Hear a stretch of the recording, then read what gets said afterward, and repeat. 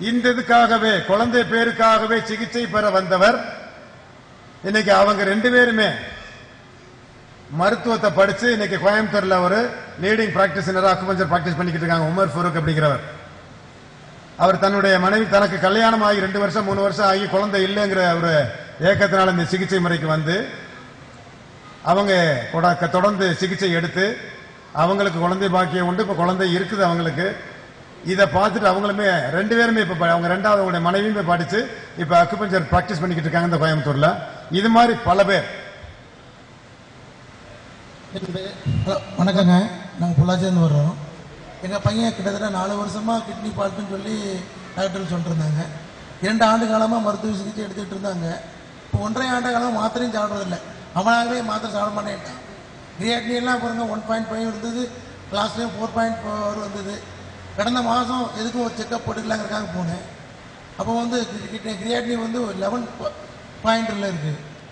Urea பிளட்டில் urea வந்து 1.176 வந்துருச்சு. ஸோ இனி இப்போ இந்த நிலையை விட்டுட்டு இருக்கக்கூடாது, நீங்கள் உடனே டயாலிசிஸ் பண்ணி கிட்னி மாற்றி அறுவை சிகிச்சை பண்ணணும் அப்படிங்கிறாங்க. ஒரு 6 மாதம் 5 மாதம் இருக்கும், 6 மாதம் இருக்கும் சார். நண்பருடைய உங்கள் இயற்கை வைத்திய தொடர்பு கிடச்சிச்சு. அவனாசியில் அவங்ககிட்ட நாங்கள் போயிட்டுருக்கோம். வாரத்துக்கு ஒரு நாள் போய் அங்கே பாயிண்ட்ஸ் போட்டுட்டு இருந்தோம். ஸோ இப்போ அப்புறம் தான் என்ன அவனுக்கு ஒரு பெரிய முன்னேற்றங்கள் தெரியல. என் குடும்பத்தில் பார்த்தா இப்போ கிரியாட்டினியெல்லாம் கூட்டிகிட்டு இருக்கும்போது அவனுடைய நாளுக்கு நாள் உணவு சாப்பிடும் போது குறைஞ்சிக்கிட்டே இருக்குது. ஸோ அவனுடைய வளர்ச்சிகளும் அப்படி பெருசாக வரல. 31 கிலோ தான் இருக்கிறான், 15 வயசு பையன். ஸோ இதுக்கு என்ன பண்ணுறது?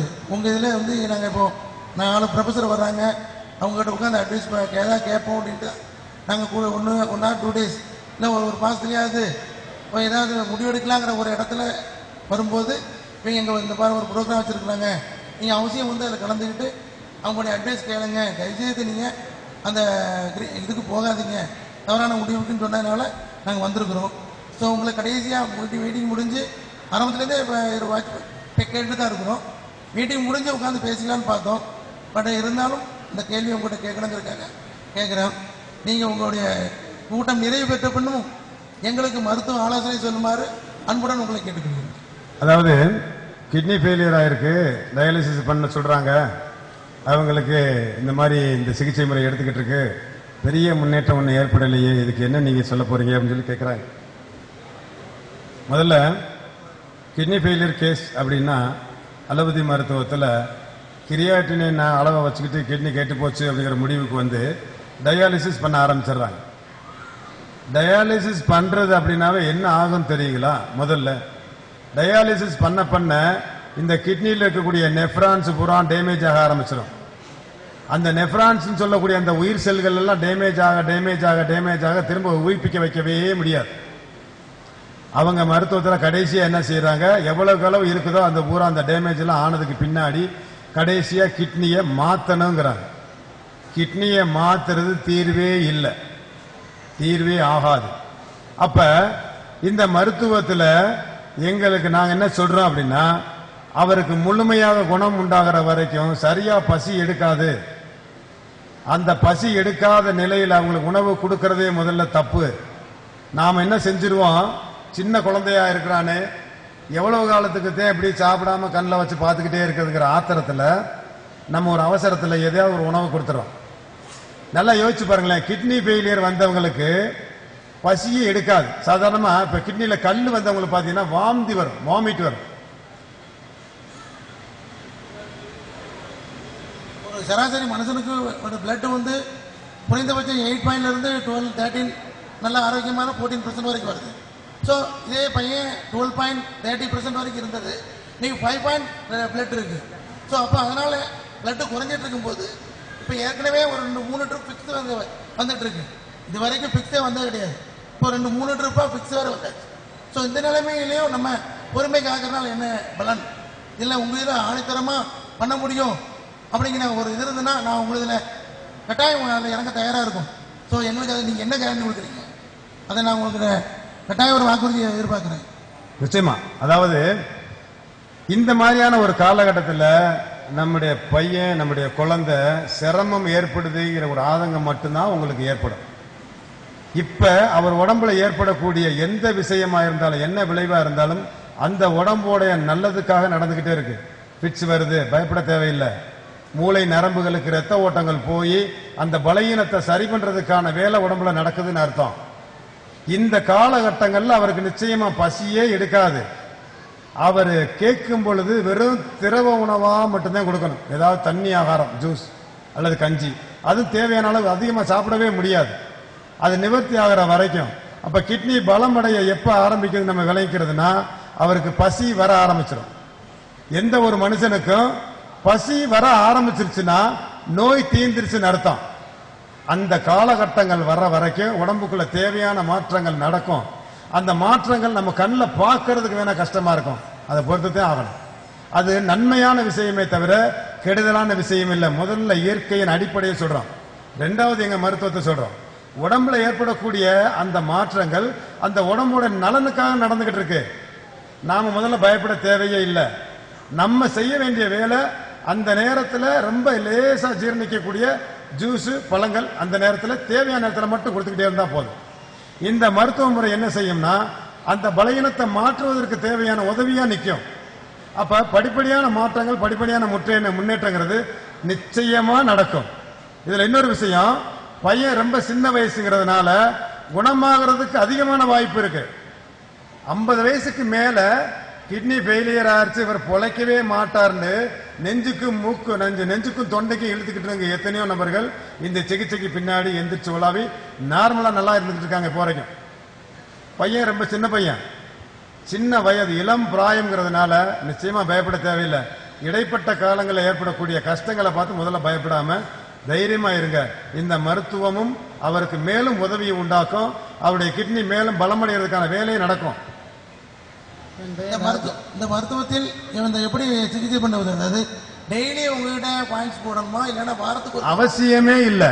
எப்படி சிகிச்சை முறைங்கிறது வாரத்துக்கு ஒரு நாள். எங்களுக்கு தெரியும் அந்த மாற்றங்கள் ஏற்பட தொடங்கிருச்சுனாவே 15 நாளைக்கு ஒரு தடவை வந்தா போதும். டெய்லி வந்து பார்க்கணுங்கிற கட்டாயமும் கிடையாது, அவசியமும் கிடையாது. அவசியமே இல்லை. அப்படி யாராவது ஒரு அக்குபஞ்சரிஸ்ட் இந்த மாத்திரை மருந்தை சாப்பிட்டுக்குங்க, இந்த டெய்லி வந்து காட்டுங்கன்னா அவங்க அக்குபஞ்சரை முறையா சரியா படிக்கலன்னு அர்த்தம். அக்குபஞ்சர் பண்றவங்க அதோட வேற ஏதாவது மருந்தை கொடுத்தாங்கன்னா அவங்க அக்குபஞ்சரிஸ்டே இல்ல. டெய்லி வந்து வைத்தியம் பாருங்க அப்படின்னு சொன்னாங்க அப்படின்னா அவங்க அக்குபஞ்சரை சரியா படிக்கல. நீங்களும் விளைவிக்கிறணும். யாரு சிறந்த அக்குபஞ்சரிஸ்ட்? ஒரு அக்குபஞ்சர் மருத்துவர்னா நாடி பார்த்து ஒரே ஒரு இடத்துல அல்லது 2 இடங்கள்ல டச் கொடுத்து அது வைத்தியம் பண்ணுவாங்க. அதுக்கு பிறகு ஒரு வாரம், சில காலங்கள் ஏற்பட்ட உடனே நிச்சயமா உடம்புல மாற்றங்கள், முன்னேற்றங்கள் ஏற்படும். உடம்பு மாற்றங்கள் நிச்சயமா ஏற்படும்.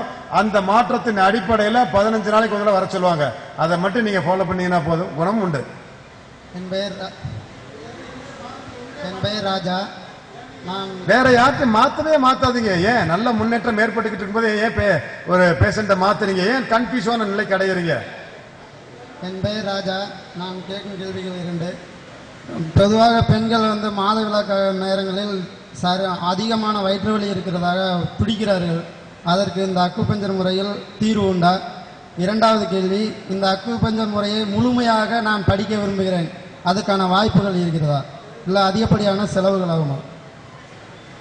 அந்த மைக்க வாங்கி நீங்க கரெக்டா சொல்லுங்க சார். கரெக்டா எக்கோ அடிக்க கேட்கல. அவங்களுக்கு ஒயிட் டிஸ்சார்ஜ் அதிகமா வருதாமாங்க, வெள்ளைப்படுதல் அதிகமா வருது. அப்புறம் வைக்க இங்க வாங்க.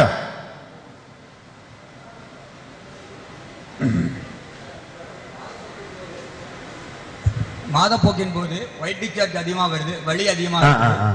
நம்ம படிக்கிறதுக்கு எப்ப படிக்கணும்? அதுக்கு பண செலவு அதிகமாகுமா? இந்த படிப்பு படிக்கிறது இந்த படிப்பை படிக்கிறதுக்கு ஒவ்வொரு, அதாவது கல்வி ஆண்டுன்னு சொல்லக்கூடிய ஏப்ரல் மாசத்திலிருந்து மார்ச் வரைக்கும் தான் கல்வி ஆண்டு. இந்த இன்ஸ்டிடியூஷனை நாங்கள் நடத்திக்கிட்டு இருக்கிறோம். அதற்கான படிப்புக்கான அந்த அட்மிஷன், அந்த விண்ணப்பம் எல்லாம் கொடுத்து முடியும். மார்ச் மாசம் 1ஆம் தேதி ஆரம்பிச்சு ஒவ்வொரு மாசமும் ஒவ்வொரு வருஷத்துலையும் மார்ச் 1ஆம் தேதி கொடுத்து மார்ச் 30க்குள்ள இதை விண்ணப்பத்தை முடிச்சிருவோம். இந்த வருஷத்துக்குரிய அட்மிஷன் முடிஞ்சிச்சு. படிக்கிறதா இருந்தா அடுத்த வருஷம் படிக்கலாம். கோயம்புத்தூர்லயும் நடக்குது, கம்பத்திலையும் நடக்குது. இதுக்கான மிகப்பெரிய செலவில்லை. 1 வருஷம் படிக்கணும், அதுல 3 வருஷம் படிப்பும் அடுத்த வருஷத்துல இருக்குது. இதுக்கான செலவு ஒரு வருஷத்துக்கு 20,000 ரூபாய் செலவாகும். இறுதியாக ஒரு கேள்வி, ஒரு அம்மா சார்பாக கேட்குறது. அவங்க பொண்ணுக்கு வந்து 18 வயசாச்சு, அவங்களுக்கு இன்னும் அந்த மென்சஸ் அதுங்கிறது ஆகலை. அப்போ அலோபதியில் போய் ஸ்கேன் பண்ணி பார்த்ததுல கர்ப்பப்பையே இல்லை அப்படின்னு சொல்லிட்டாங்களாம். இதுக்கு அக்குபஞ்சர் வந்தால் தீர்வு கிடைக்குமா அப்படின்னு அந்த மாதிரி கேட்குறாங்க. 18 வயசாயும் அந்த ஏஜ் அட்டன்மெண்ட் சொல்லக்கூடிய அந்த நிலை இன்னும் வரல. இந்த ஸ்கேன் பார்த்ததுல வந்து கர்ப்பப்பையே இல்லைன்னு சொல்லியிருக்காங்களே அப்படின்னு சொல்றாங்க. அதாவது அந்த மாதிரி நிலை ஏற்பட்டிருக்கலாம். கர்ப்பப்பையே இல்லாத நிலை நிச்சயமா இருக்காது. கர்ப்பப்பைங்கிற உறுப்பு நிச்சயமா இருக்கும். அதுக்கு தேவையான வளர்ச்சிக்கு தேவையான சக்தி கிடைக்காம அந்த மாதிரி நிலை ஏற்பட்டிருக்கலாம். அந்த மாதிரி நோயாளிகளுக்கு நிச்சயமா இதுல சிகிச்சை இருக்கு. இந்த மாதிரி ட்ரீட்மெண்ட் எடுக்கும் பொழுது ஒரு கொஞ்சம் அதிக காலம் எடுக்கும். அந்த தொடர்ந்து ட்ரீட்மெண்ட் எடுக்க அந்த கர்ப்பப்பைக்கு தேவையான சக்தி கிடைச்சு அது கர்ப்பப்பை வளர்ச்சி அடைஞ்சு அதுக்கு பிறகு அந்த இதெல்லாம் உண்டாகும். அந்த மாதிரி ஆணவங்களுமே வந்து ட்ரீட்மெண்ட் எடுத்திருக்காங்க. அந்த மாதிரி 18, 19 வயசு 20 வயசு வரைக்கும் முதிர்ச்சி அடையாம அந்த மாதிரி நிலையில இருந்து வந்து ட்ரீட்மெண்ட் எடுத்து ஆணவம் இருக்கிறாங்க. அதுக்குமே இதுல தீர்வு இருக்கு. ஹலோ அன்பர்களே, நேரமின்மை காரணமாக கேள்வி பதிலத்தோடு முடித்துக் கொள்கலாம். உங்களுக்கு ஏற்படும் சந்தேகங்களை மேற்கொண்டு அதுக்கு விளக்கம் பெற வேண்டும் என்றால் உங்க பக்கத்தில் இருக்கக்கூடிய அக்குபஞ்சர் இல்லம் என்கின்ற பெயரில் அக்குபஞ்சர் சிகிச்சை அளிக்கக்கூடிய அன்பர்களிடம் உங்கள் சந்தேகங்களை கேட்டு விளக்கம் பெற்றுக் கொள்ளலாம்.